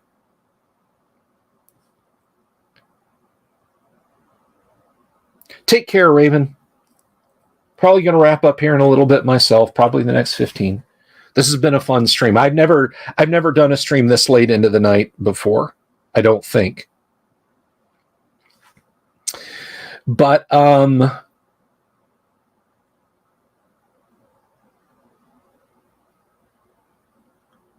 if you waited long enough, it would randomly pop up on the screen and it would describe this nightmare that you were having and that you were being dragged up a pyramid to be sacrificed by these cultists, and through your PC speaker, which was doable, by the way, and I'll come back to that in another Lovecraftian bit here in just a second, through your PC speaker, through your, thank you, Nosarian, through your PC speaker, through your, like I said, Disney Sound Source, Sound Blaster, Kovacs speech thing, your Macintosh's speaker, your sound on your PC Junior, whatever. In the computer lab, Uncle Brat knows where I'm going with this. And it would play the sound of the cultists chanting. Didn't matter what you had in your computer, it could do it. They were that clever programmers. And if you weren't expecting it, because remember, this is Infocom, these are all text games, it could scare the hell out of you. Just a brilliant piece of programming.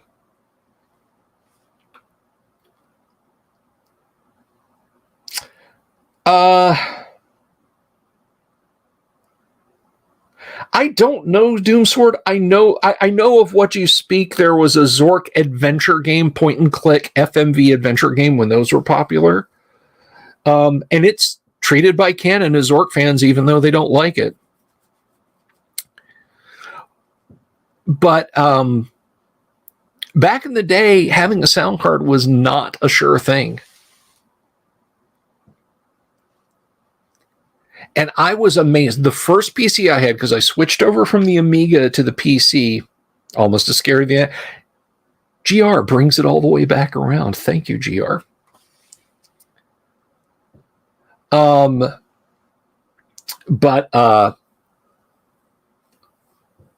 So I got rid of my Amiga.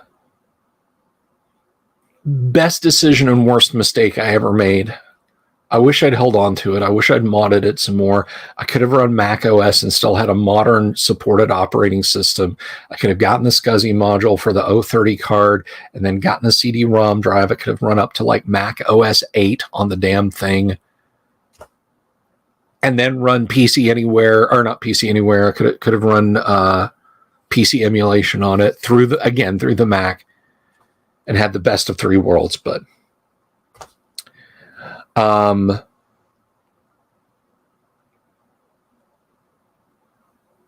many quarters did I blow on Wizard of War?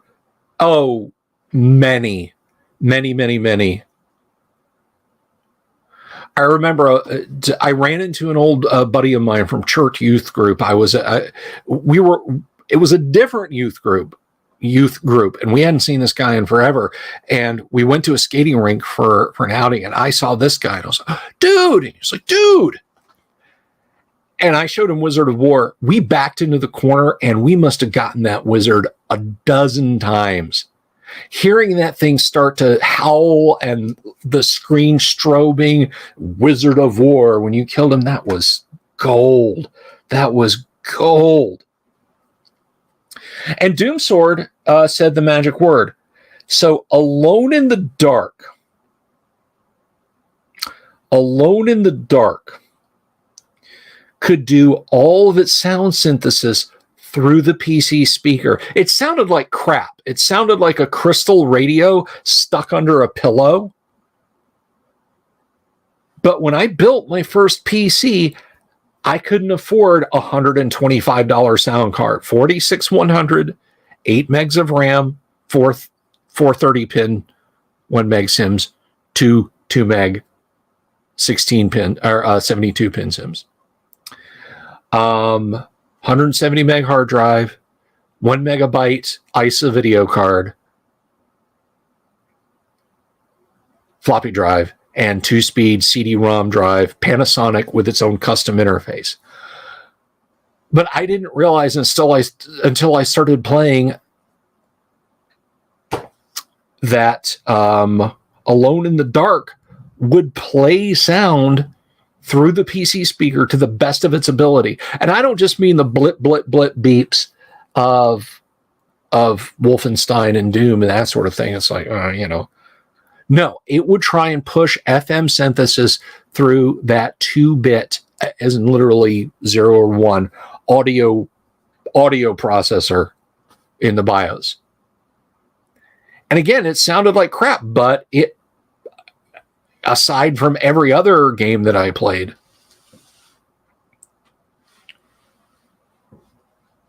Oh, thank you, T-shirted. Thank you very much. VESA. No, it was an ISA video card. I didn't get my VESA card. So that PC, I blew up because I dropped a screw in it when I was trying to put a sound card in it. My girlfriend at the time, Lonnie, brought me a sound card, and we were trying to install the sound card, and I dropped a screw, and I said, I'll get that in a minute. And I got the sound card mounted, and I turned the machine on, and it shorted out. She took the PC to a friend, and then I got ripped off because for the cost of repair, I got back a 486 DX280 instead of a 486 DX4100, which the DX4100 was faster than the Pentium 66s that were out at the time. So thank you. Thank you very much. But I played a lot of Doom, and without a sound card, what I would do is I would put in Skinny Puppy's Rabies and play Doom. And I ran a TSR, Terminate and Stay Resident CD playing program to listen to Skinny Puppy. You remember the headphone jack in the front of the CD-ROM drives? So I'd have my headphones on listening to Skinny Puppy and playing Doom. And it was a sublimely creepy experience.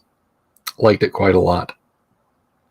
I've still got a lot of the CD-ROMs that friends just gave me stuff that they didn't want. I've got Strike Commander. I've got, I can picture it in my head, Crusader No Remorse, or Crusader and Crusader No Remorse. I'm looking at Falcon 4.0. Oh, those were the days. Hey, Todd, you're just in time for me to slide out of here.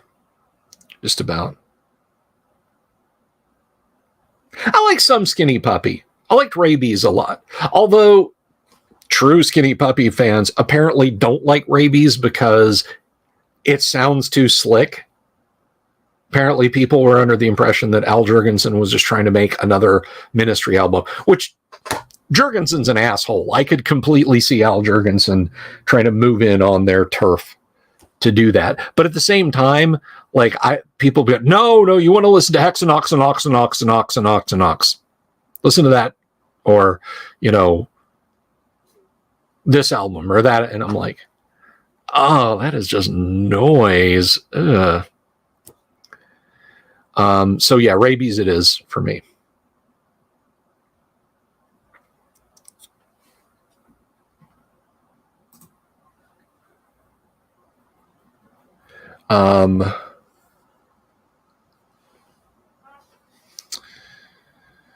So yeah, I'll probably wrap it up in about the next 10 maybe 15 minutes, unless you guys have got something pressing else that you want to talk to me about.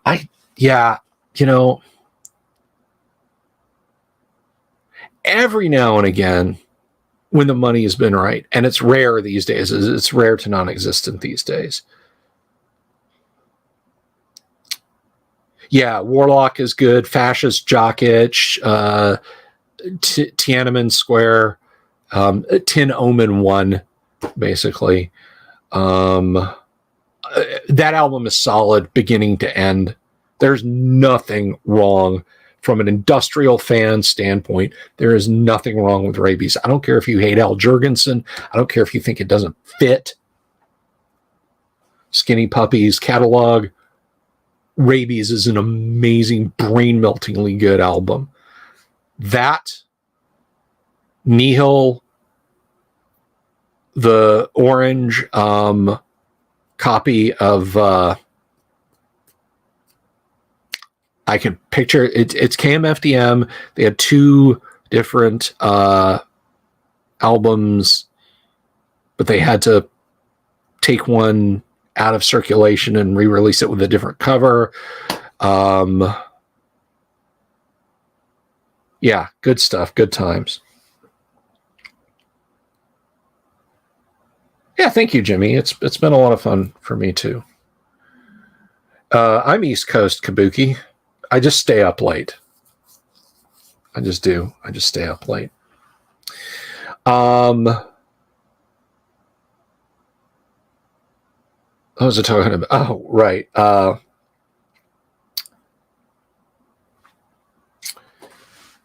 was talking about music, talking about Skinny Puppy, playing Doom, listening to Skinny Puppy. I tell you what, I was completely blown away. I was very surprised by Chris Connolly's solo work. Chris Connolly's solo work is like Nick Cave by way of David Bowie, or David Bowie by way of Nick Cave. If you don't listen to Chris Connolly's solo stuff, you should. Funabar, Bambalam, and Whiplash Boychild, and Shipwreck. Solid stuff. Not what you're expecting. It's not industrial. It's not dance industrial.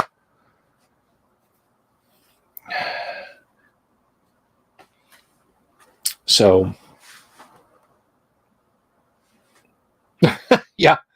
Barbecue at 1 a.m, Doom. You're worse than me. Derek's working a night shift. You can talk as long as I want to or can stand to. Okay. Like I said, we'll go for another 10 or 15 minutes. I don't remember what we were discussing now. By the way, I want to do this before I forget. I just want to blow through real quick, and I want to thank Jimmy Invictus, Doomsword, Uncle Brat, Pete Minis Live, and Jimmy Invictus again. Jimmy Invictus is on the installation plan for supers. I want to thank you guys all for your super chats. I greatly appreciate it. It helps. It helps. It helps a lot. Really does. Some Scorpion onslaught. You're just going to need to stand up all night. Just like lean slightly against a plank tonight. Because if you attempt to lie down, it's going to eat through 7 decks and damage all your control cables.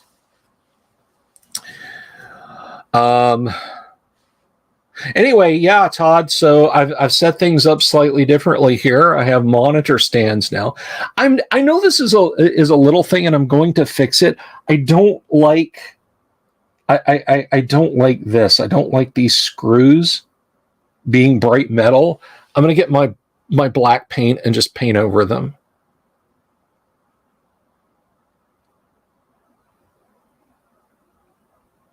Super chat heroes indeed, Kabuki. Do you want to be a super chat hero? I'm kidding. Oh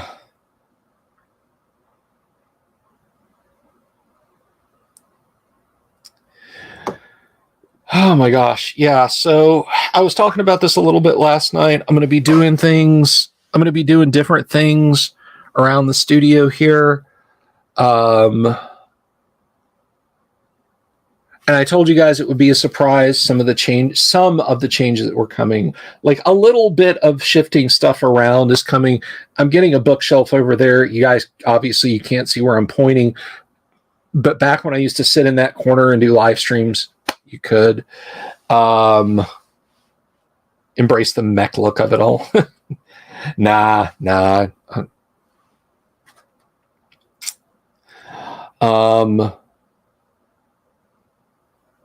Do I own any Space Hulk expansions? Sadly, I don't. Well, okay. I have someone ripped pages out of a copy of White Dwarf and gave them to me at work. He was a 40K gamer, and it has the 2 expansions that came out for Space Hulk 2nd edition when they introduced.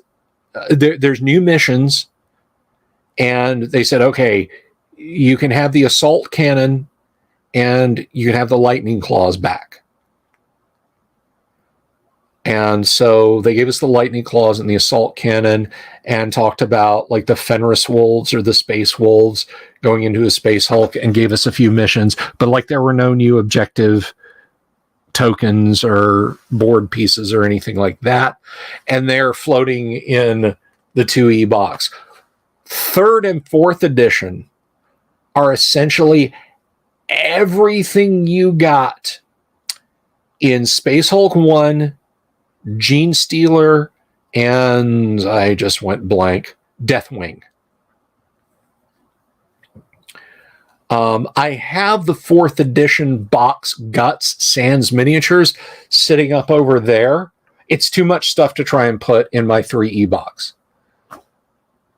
So I have 2E, a complete 3rd edition, and then a 4th edition box, which again entails everything that was in Deathwing and Gene Stealer, and it's all quite nice. I'll have to do a demo of 3rd edition for you guys with psychic rules and rules for literally blowing a hole in the hull and air vents for Gene Stealers to crawl out of, because they rolled that stuff back in. They'll never give us a game as good as Space Hulk again.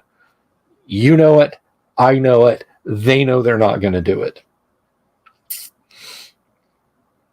I wish I have had many opportunities to get Space Hulk 1E, and I have let it go past me time and again.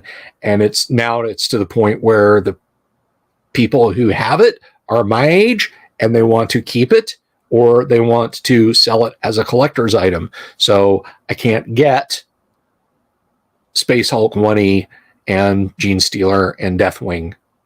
I can't. They're too expensive. And somebody was selling like the Gene Stealer hybrids from their Gene Stealer 1E expansion pack. And it's like $79.95 and $46.67 or something shipping from the UK, and it's like 5 plastic Gene Stealer hybrid minis. So no, I don't. I think that door has closed.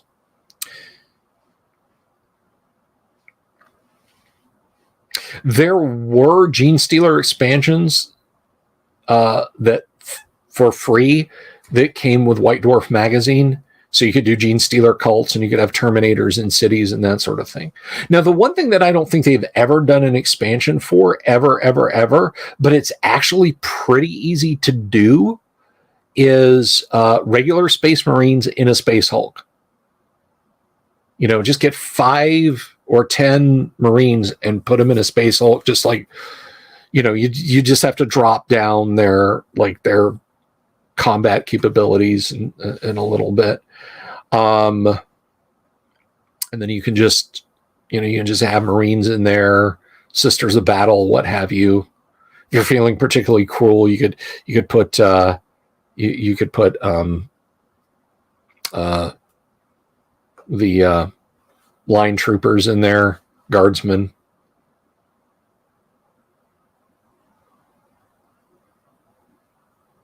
No, I did not play the Space Hulk Death Angel card game. You know what's interesting, and most people don't really stop and consider this, But there was a computer game for every version of Space Hulk. There was Space Hulk. It was just called Space Hulk. I played it on my Amiga. Regularly got my ass kicked, but I did play it on my Amiga. There was Vengeance of the Blood Angels for the PlayStation, which I still have out in the almost said the lobby, out in the den. And there is a isometric board gamey version that was released when Space Hulk 3rd edition came out. And then when 4th edition came out, we got Deathwing, which I have, which is a fun first-person shooter. But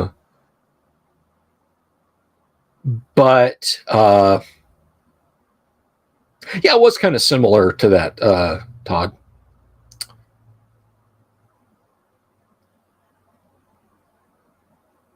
But Deathwing was another one that was sitting on my games hard drive, and it's a big install. I played it to completion. I enjoyed it. I may go back and play it again some other time.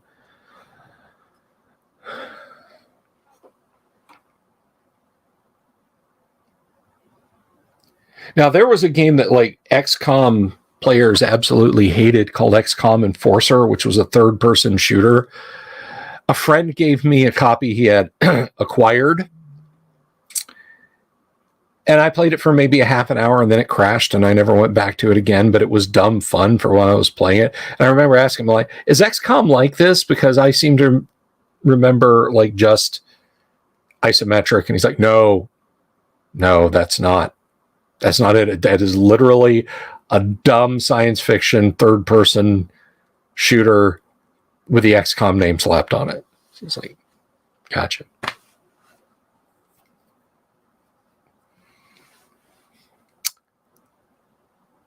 Well, I think I'm just about ready to wrap it up, guys, unless anyone has any parting questions or anything like that. I hope you all had a amazing 4th of July. I hope you all still have the same number of fingers now as you had yesterday at this time. Oh, that's my gripe. That's my gripe before I go, is how they screwed up the Deathwing lore. The Deathwing used to be Lakota Indian, and then they just came back and said, no, that's actually a ploy by the Emperor to test those who would join the Deathwing. It never happened. Whatever, man. You had something cool. Anyway. So now I'm going to wrap up, and I'm going to say, I hope you all had a happy 4th of July. I hope you had a lot of fun, and I hope you remembered why we celebrate the 4th of July. If you are, of course, are there any spots in the game I'm running? Esoteric Order? I'll be in touch. You reach out to me. If you're on the Discord, you can drop me a private message. If you're not, my email address scrolls across the bottom there, bsylvie@gmail.com. Introduce yourself. Anyway, guys, have an absolutely lovely morning, because it's 2 a.m. on the East Coast now. I did good numbers tonight. And again, thank you all for the supers. Thank you all very much for the supers. That's good monies too. So have a lovely evening. Peace. Have you seen my owl bear?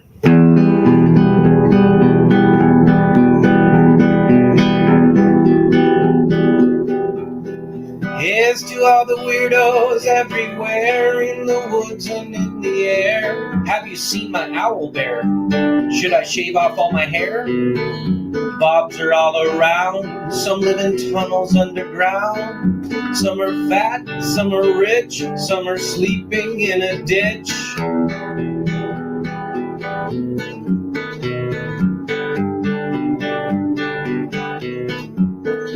Can you ride a crooked horse without a saddle way off course? naked as a toad, all the way to Smoky Joe's. Have you seen the little creep driving fast in his little green Jeep? He smells like fish and brandy, but his rotten teeth look dandy. Take me to the show, I don't care if fast or slow. From action flicks to dancing dicks, just take me to the show.